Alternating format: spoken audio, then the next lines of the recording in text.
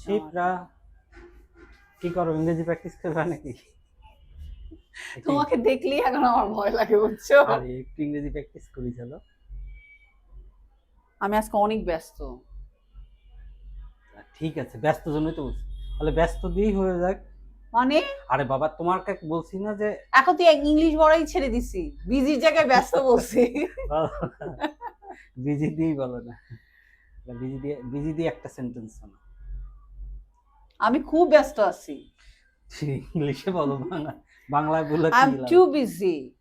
বাহ, ওয়াও, খুব সুন্দর হয়েছে তো। তাহলে আমি বলি, তুমি আমার সাথে দুইবার রিপিট করো তো। I am busy.